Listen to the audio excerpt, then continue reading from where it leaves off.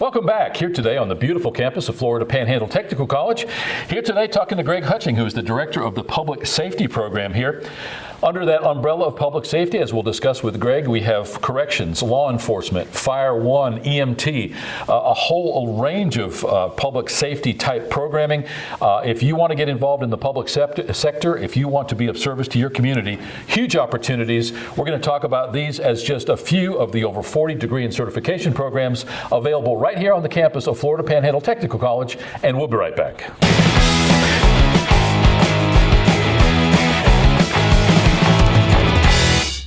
Welcome back. As mentioned, our guest today is Greg Hutching. Greg, you wear a big hat. You're the director of the public safety programs here. First of all, thanks for taking the time today. Well, thanks for having me, Paul. I appreciate you taking the time to meet with me. We've been trying to get you over here for a while. You guys are busy. Yes, you guys have a lot going on. You've always got classes going on, some evening, some day. You probably have the single largest department here on campus, and we'll talk about that in a minute.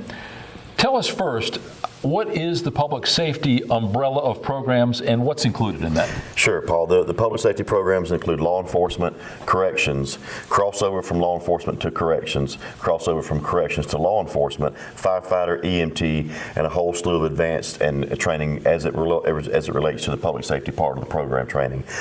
We also have something new that we're fixing to be a part of, which you're aware of, and Brandon Stevenson, our coordinator, is going to speak about that in a little bit, but the Unmanned vehicle program is going to be under the public safety umbrella as well. So we're really excited to have that join our team. Yeah, commonly referred to as drones. Yes, sir. Lots of misinformation, lots of non-information, lots of misconceptions and myths. FAA obviously involved to a great extent. People just don't know. This series of workshops is actually an opportunity for people to kind of stick their toe in the water, find out if maybe they're interested in going further with that career, and also finding out some of the legality as it pertains to the federal government. Absolutely, because as you know, there have been new guidelines introduced even for someone on the street that's operating a drone. You have to be registered by a certain time frame, and it's going to continue to go down that track. So this is an opportunity for people to get their foot in the door, like you said, and become a part of this process as opposed to waiting until the process is finished and seeing the result of it. Yeah, and in specific, although we will talk about those specifics with Brandon, when it comes to the UVS or unmanned vehicle systems, otherwise drones, we're talking about their applications in agriculture, in transportation, in engineering, in surveying, even search and rescue as we go further. Huge opportunities for cost savings in a small department or a department with a small budget. I'm excited about that. I know that you are too. Just to hear you talk about it, I'm looking forward to hearing from Brandon. We've got Fire One. That is the initial entry-level fire course for someone who wants to go into fire service. Talk a little bit about that. Yes, sir. The Fire One program that we're offering now, we don't offer the complete OCP, which would be Fire Two. We do offer the Fire One program, which qualifies you to be on the volunteer fire departments in the state of Florida. It also qualifies you, there are some departments that are requiring what they call a fire medic status. So if you're already a paramedic or an EMT, you take the Fire One program, then that qualifies you to work in, let's say, Walton County, for example, or South Walton County. It's an additional training that's required as far as being cross-trained between medic and firefighter. We've been offering that program. We created that program here. It's probably been 7 or 8 years ago now. It's very successful. We do all the training for the Washington County Fire Departments. We're their sole provider of training, and that's pretty much who we pattern our training around. However, we are looking at expanding that program. We've tried in the past for various reasons. It hasn't quite come to fruition as far as the Fire 2 program, but we are actively right now in the process of trying to get that established so we can offer the Fire 2 program here as well. Have you got a Fire One program starting soon, or is there one in progress right now? No, sir. We've had one complete recently. What we normally do is it's on an as-needed basis because our biggest customer is Washington County. We kind of go by the needs. When their departments hire people, they send them to us. So it's kind of when they get the people together, they call us, and then we open an advertisement for anyone else that's interested in doing it. We're averaging right now, I would say 1, maybe 2 a year, but normally we do 1 Fire Academy a year. EMT, Danny Page, local guy. A lot of people know Danny. Has been a long-time paramedic, currently working in Bay Medical Center, if I'm not mistaken. Yes, sir. He has come on board as your instructor for EMT classes. Talk a little bit about that program. Sure. Well, we brought Danny in. We have to have what's called an EMT program director, and that is Danny's title. You have to have certain specifications that I or none of our staff have here on the campus. So we're very fortunate to have someone that can work from an external partner that can come in. And this is not, I wouldn't call it a part-time job because it takes up a lot of his time, but he is full-time with the Bay County Fire Rescue or Panama City Fire Rescue or ambulance service, as well as dedicating his time to us here. So he oversees that, the medical side of that program. Excellent instructor, excellent personality. He's brought on some really good people to work with him. So we're excited to see that program expand and grow. Now that's getting ready to crank up just shortly here. March 15th, yes, sir. And there are openings in that class. That is correct. We do have openings in that class. It's one of those programs. What excites me about the public safety programs, Paul, is you're never going to get rich in this public safety line of work. That's exciting? What's exciting about it is that if it's a calling, and you have to believe in what you're doing, and it's a decent salary. It's a decent living. It's an honest living. But the EMT program is one where you can go to school for 3 months, 3 nights a week, and then you can go out in the field and you're making $30,000 a year, working 3 or 4 days a week because they work 24-hour shifts. So, and you're giving back to your local community. You're there helping the people that you know, that you care for, and that you love. Yeah, I was being a little flippant about the salaries, but in reality, of the 3 services, EMS actually pays traditionally more than what fire or law enforcement does. Yes, sir, that's correct. For starting personnel. Yes, sir, that's correct.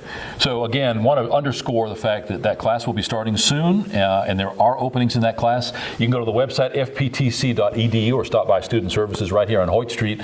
Would they also be able to go by your office at the Public Safety? Absolutely, we encourage that because we try to streamline the process because Student Services has to deal with the entire campus. You know, we have Stacy Webb as our secretary, our administrative assistant. She's excellent with the paperwork, and what she can do is she can help streamline the process so you don't get tied up in little unnecessary red tape, have to come back and get this or go get that. You can sit down with you at one time and say this, that, and the other, and she can make your transition into the other areas of this campus a lot easier. Well, then forgive me for that. I misspoke. What you want to do is you want to go to the public safety. Anywhere on campus, ask them where Greg and Brandon and Joe hang out, where public safety is. You'll be able to find that. So you've got Fire One, you've got EMS. Now, are there any other subspecialties or classes in addition to corrections and law enforcement? Sure, and still on the Fire One side of that, we do offer, and they're very rare that we need them, but we do offer certain schools like fire instructor. We do the EVOC instructor school for the vehicle operations, CPR first responder instructor. We offer those kind of classes. So if it relates to the public safety aspect of that, then we include that in there. They are, like I said, they're short courses. They're what they call continuing education courses. They're not job preparatory courses. So anytime that there's any type of credits that's needed for someone in the service that's currently in the field as an EMT or firefighter, they need to come at least call us and see what we got available because we can help them keep their credits maintained. Yeah, and that's a huge component. If you need CEUs, continuing education units in one of those fields, great opportunity right here at home to be able to satisfy those requirements. Yes, sir. Not too long ago, and I guess in the scheme of things, it's been 2 or 3 years, joined you in a class over at the football stadium. You were doing EVOC training. We actually put some cameras in the car, had some fun. Do you recall that? Yes, sir. That time? Yes, sir. If you've not been a part of an EVOC course, depending on what they're using, I've taken them now where they've used fire trucks, where they've used law enforcement vehicles, and also ambulances. When I worked EMS a lot of years ago, another lifetime ago, actually had to do that course in a big top-heavy ambulance, and it gets pretty interesting. It's different, absolutely. The weight distribution, everything's different about that one. Yeah.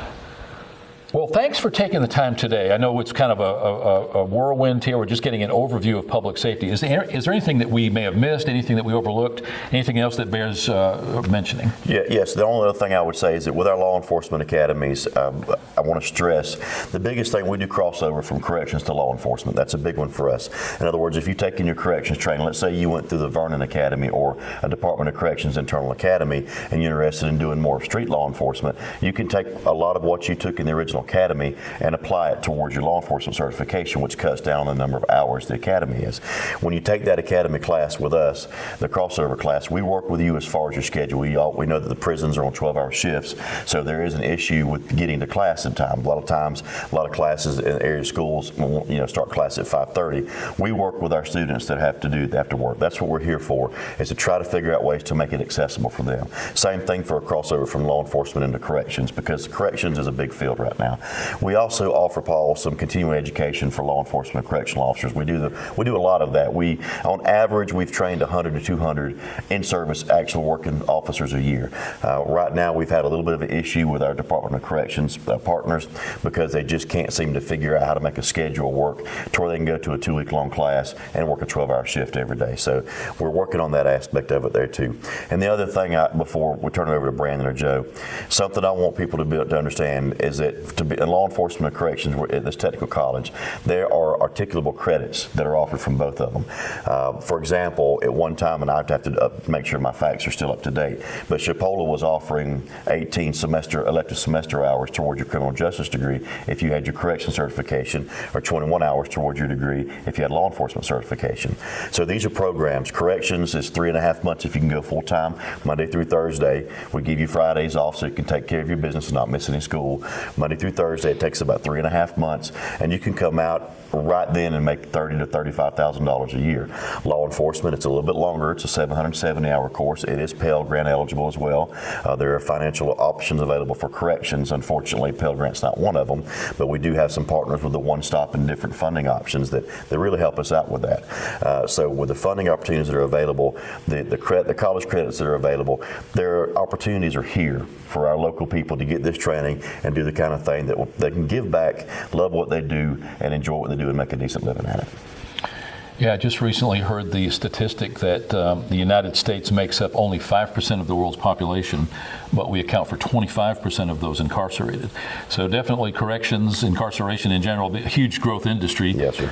Northwest Florida seems to be the recipient of many of those facilities. Again, as you point out, corrections, huge opportunity for minimal investment of time to Absolutely. be certified to work and in a well-paid job. Huge attrition rate, though. Saw a TV show just recently how many people don't make it past their first week in corrections.